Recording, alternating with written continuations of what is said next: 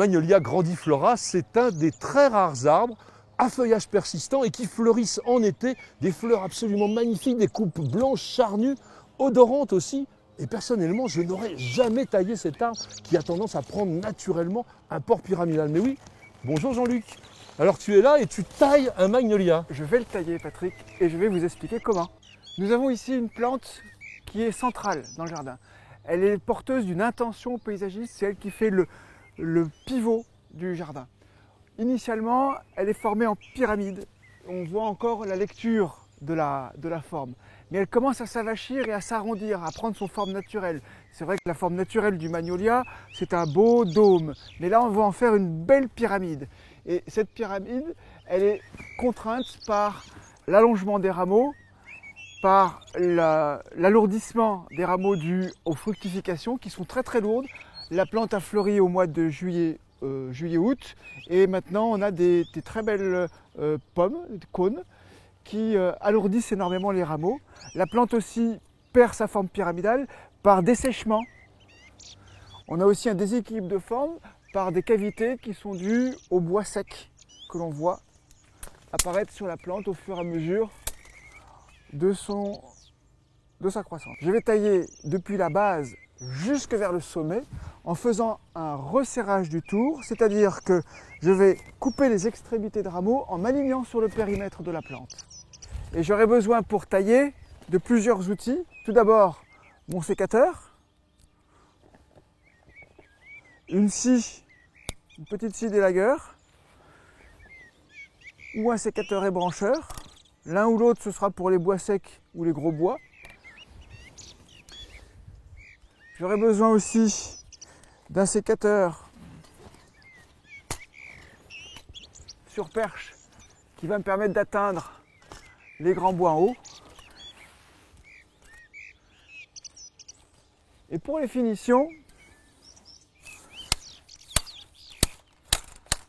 j'ai un sécateur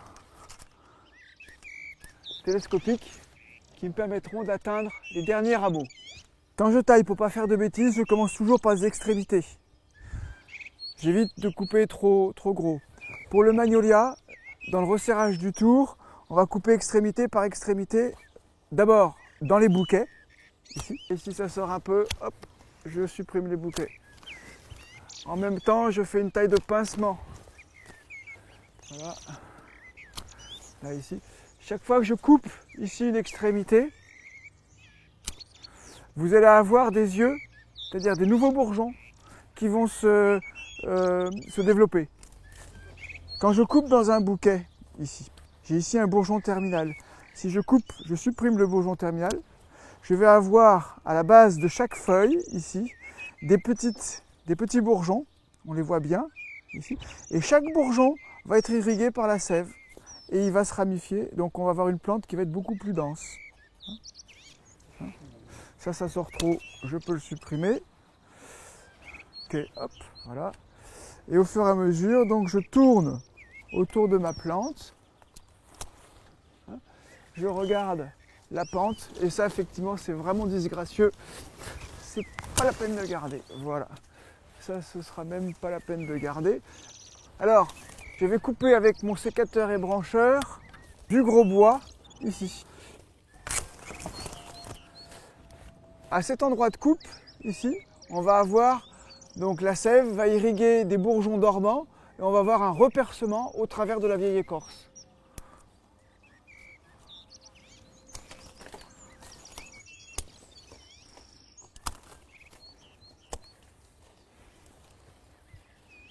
Je contrôle à chaque fois mon périmètre.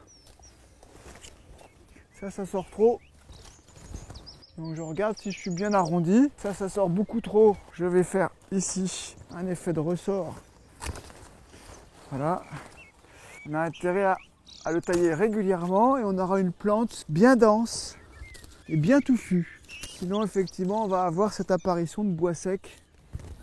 Là en même temps je supprime tous les bois secs. Là c'est très lourd. Quand on allège ça va remonter. Donc ça il vaut mieux que je supprime celui-ci complètement. Le trou va se corriger à partir d'ici. Ici. Hop. Hop. Donc toujours, je fais bien attention à choisir mes rameaux. Et vous voyez, chaque fois que je coupe une inflorescence, la plante se redresse un petit peu. Et donc là, je suis en train de finir mon resserrage du tour. Donc là, je coupe d'abord celui-ci, ensuite celui-là. Alors, petite astuce, je me sers de mon sécateur comme ça pour avoir une direction qui fait que j'aurai une pyramide bien régulière.